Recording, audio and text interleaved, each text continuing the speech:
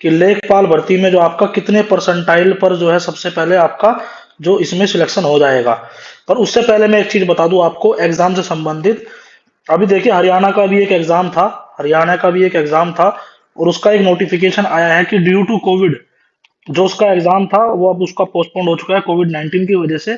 तो आप ये मानो कि ओमिक्रॉन का खतरा जो है लगातार आपको पता है बढ़ता जा रहा है, और अलग अलग तरह की रिपोर्ट्स आ रही है डेली, जो आपके केसेस हैं वो इंक्रीज होते जा रहे हैं लगातार।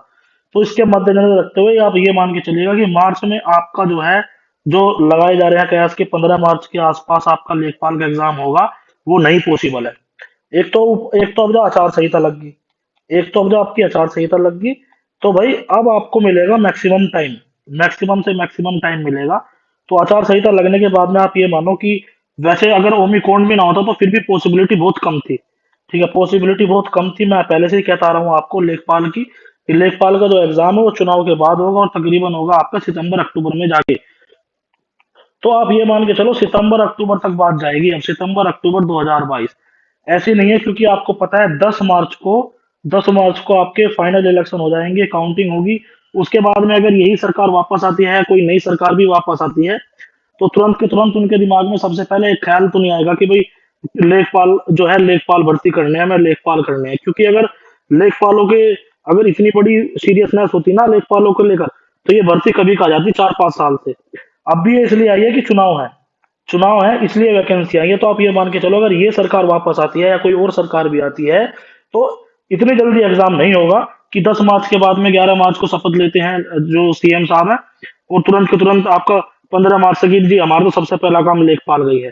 तो आप ये मानो ओमिक्रॉन भी आ गया और ऊपर से आचार संहिता, तो यह सितंबर अक्टूबर तक जाएगा। तो अभी जितने भी लोग लेखपाल की तैयारी कर रहे हैं उनको मैं बता रहा हूँ अभी काफी समय है, आराम से प्यार के साथ, कोई हड़बड़ाहट मत लेना, आराम से मेरे हिसाब से मेरे अनुसार आपका एग्जाम मार्च में नहीं होगा। दूसरी बात करें हम परसेंटाइल की, मैंने आपको कहा था कि मैं परसेंटाइल की इंफॉर्मेशन निकाल के लाऊंगा, पर मैं आपसे माफी चाह रहा हूँ कि कोई ऑथेंटिक 100% जो है इस पर विश्वास नहीं किया जा सकता, क्योंकि इन्होंने परसेंटाइल बहुत कम बताया है। जिन्होंने आपको जिन्होंने जिनके थ्रू मैंने आपको बताया था कि भाई इन्होंने मुझे बताया है कि ये लेखपाल के फॉर्म आने वाले हैं, और तुरंत दो दो दिन के अंदर अंदर आपके लेखपाल के फॉर्म आ गए थे, उन्होंने ही मुझे परसेंटाइल बताया है। और जितना उन्होंने बताया है, ईमानदारी से आप हंसोगे कि आप सर क्या बात कर रहे हो, उन्होंने काफी कम परसेंटाइल बता दिया उनके अनुसार। आप मेरी बात को गौर करिएगा, आपको विश्वास करना है इस बात पे आप करिएगा, वरना कोई बात नहीं है, आप पर कोई दबाव नहीं है। उनके अनुसार उन्होंने जो कहा है कि 50 परसेंटाइल से ऊपर वाला फिर कोई भी हो, चाहे चाहे वो जनरल हो, चाहे वो ओबीसी हो, चाहे वो एससी हो, चाहे वो एसटी हो, चाहे वो गर्ल्स हो, चाहे आपका ईडब्ल्यूएस हो, चाहे वो कोई भी हो, सब मेंस एग्जाम में बैठ पाएंगे। अब देखिएगा मुझे भी थोड़ा सा ये बात पची नहीं, पर उन्होंने पहले भी लेखपाल से संबंधित जानकारी बिल्कुल सटीक दी थी, तो मैंने उनकी बातों को लेकर इसलिए रेस्पेक्ट दी, और इसलिए उनकी बातों को मैंने यहाँ वीडियो में मेंशन किया, क्योंकि आई रेस्पेक्ट हिम। उन्होंने पहले भी मुझे बहुत सही जानकारी दी है लेखपाल से जुड़ी, पर इन्होंने कहा है कि 50 परसेंटाइल से ऊपर वालों का सबका मेन एग्जाम होगा, सबको मेन एग्जाम में बिठाया जाएगा। अब देखिए क्या है, चुनाव से पहले ये आपकी स्क्रूटनी कर देंगे फॉर्म की, और आपसे फीस ले लेंगे। उन्होंने जो बताया है, देखिए मेरी बात सुनिएगा, जो उन्होंने बताया है सारा जो मेन मुद्दा है उन्होंने जो बताया है कि चुनाव का है।